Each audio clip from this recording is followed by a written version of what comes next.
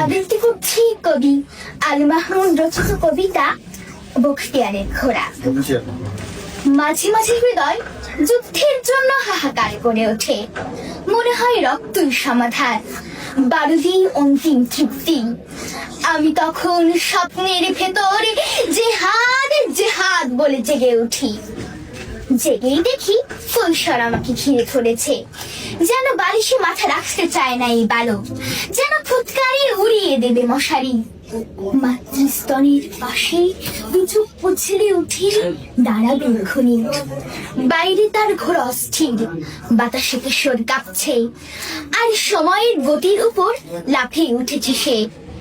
না, এখন সে শিশু, মা তাকে ছেলে ভোলানো ছড়া শোনায়, বলে বালিশে মাথা রাখো তো বেটা, শোনো বখতিয়ারের ঘোড়া আসছে, আসছে আমাদের 17 সোয়ারি, হাতে নাঙ্গা তলোয়ার।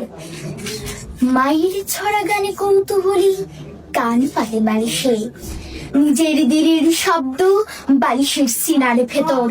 সে ভাবে সে শুনতে পাচ্ছে ঘোড়দৌড়, বলি কে মা বখতিয়ার, আমি বখতিয়ারের ঘোড়া দেখবো। মা পাখা ঘোরাতে ঘোরাতে হাসেন, আল্লাহর সেপাই তিনি, দুঃখীদের রাজা, যেখানে আজান দিতে ভয় পান মুমিনেরা এবং মানুষ করে মানুষের পূজা, সেখানেই আসে তিনি। খিলজিদের সাদা ঘোড়ার সোয়ারি, দেখো দেখো জালিম পালায় খিড়কি দিয়ে, দেখো দেখো। মায়ের কেচ্ছায় ঘুমিয়ে পড়ে বালক, তুলোর ভেতর অশ্বখুরের শব্দে স্বপ্ন তার নিশে নোড়ায়। কোথায় সে বালক?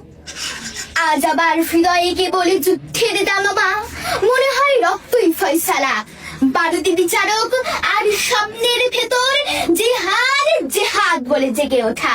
ধন্যবাদ। পুরো ভিডিও করছো? হ্যাঁ।